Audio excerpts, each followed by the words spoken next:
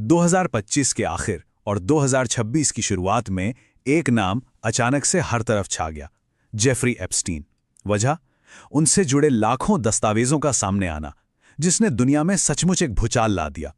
तो आखिर ये एप्स्टीन फाइल्स हैं क्या भला, और क्यों ये इतनी अहम हैं? आइए इसी को समझते हैं। रातों रात दुनिया भर की हेडलाइंस में बस एक ही चीज थी, एप्स्टीन फाइल्स। समझिए कि एक घोषणा ने अटकलों और बहसों की एक ऐसी आग जला दी जो आज तक सुलग रही है, और इसकी चपेट में कई ताकतवर लोग आ गए।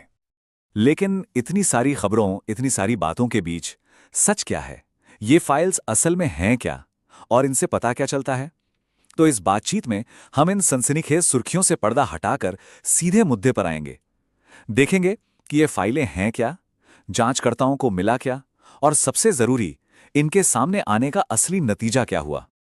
तो चलिए शुरू करते हैं सबसे बुनियादी सवाल से। जब हम कहते हैं एप्स्टीन फाइल्स, तो इसका मतलब आखिर है क्या?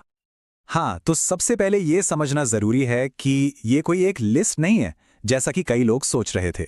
असल में हम बात कर रहे हैं 60 लाख से भी ज्यादा पन्नों के दस्तावेज, फोटोज और वीडियोज की। ये सब अमेरिकी न्याय विभाग ने जारी किया है, और इसका पैमाना ही मतलब दिमाग चकरा देने वाला है। और इन फाइलों के अंदर है क्या क्या? मतलब इसमें सब कुछ है। एप्स्टीन के प्राइवेट जेट के फ्लाइट लॉग्स, उसके पर्सनल ईमेल्स और मैसेजेस, एफबीआई की अपनी जांच रिपोर्टें, गवाहों के बयान और हजारों तस्वीरें और वीडियोस। सोचिए, ये सालों की जांच का पूरा कच्चा चिट्ठा है। इसका अंदाजा बस इस बात से लगाइए कि अकेले एफबीआई ने अपनी रेड के दौरान 300 गीगाबाइट से ज्यादा का डेटा जब्त किया था। ये जानकारी की कोई छोटी मोटी बाल्टी नहीं, बल्कि एक पूरी सुनामी है। अच्छा, अब आते हैं फाइलों के उस हिस्से पर जिस पर सबसे ज्यादा बात हुई, सबसे ज्यादा विवाद हुआ, यानी उन बड़े बड़े और ताकतवर लोगों के नामों पर जिनका जिक्र इन फाइलों में आया। लेकिन कोई भी नाम देखने से पहले एक बात बिल्कुल साफ कर लेनी चाहिए, और ये बहुत जरूरी है। अधिकारियों ने भी ये कहा है कि किसी का नाम इन फाइलों में होने का ये मतलब बिल्कुल नहीं है कि वो किसी अपराध में दोषी है। बस नाम का होना किसी गुनाह का सबूत नहीं है। और ये टेबल दिखाती है कि इन फाइलों में किस किस तरह के कनेक्शंस दर्ज हैं। दुनिया के पूर्व नेताओं और शाही खानदान के लोगों से लेकर माने हुए वैज्ञानिकों तक कई बड़े नाम अलग अलग वजहों से इन रिकॉर्ड्स में सामने आए हैं। तो इतने बड़े बड़े नाम, इतने सारे कनेक्शंस, सवाल ये उठता है कि ऑफिशियल जांच का नतीजा क्या निकला। और सच कहूं तो हकीकत सोशल मीडिया पर चल रही कहानियों से कहीं ज्यादा उलझी हुई है।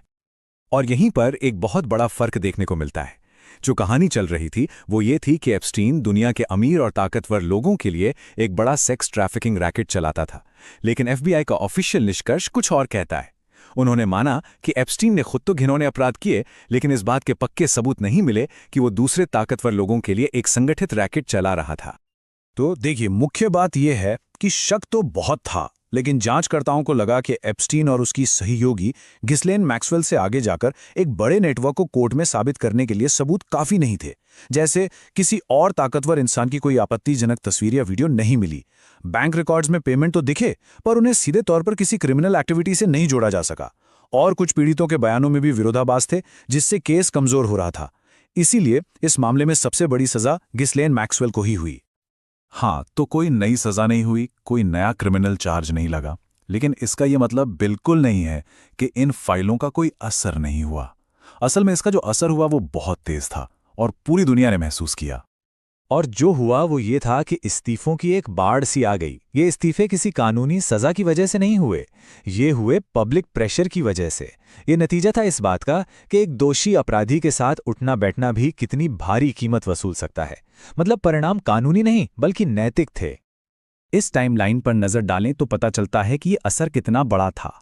अमेरिका से लेकर यूके, नॉर्वे और फ्रांस तक राजनीति, कानून और डिप्लोमेसी की दुनिया के बड़े बड़े चेहरों को अपने पद छोड़ने पड़े। ये दिखाता है कि इन खुलासों का असर कितना जबरदस्त था, भले ही कोई नया क्रिमिनल केस न बना हो। तो आखिर में यह हमें एक बहुत जरूरी सवाल के पास छोड़ जाता है। अगर इन फाइलों से कोई नई सजा नहीं हुई, तो इन्होंने असल में क्या उजागर किया?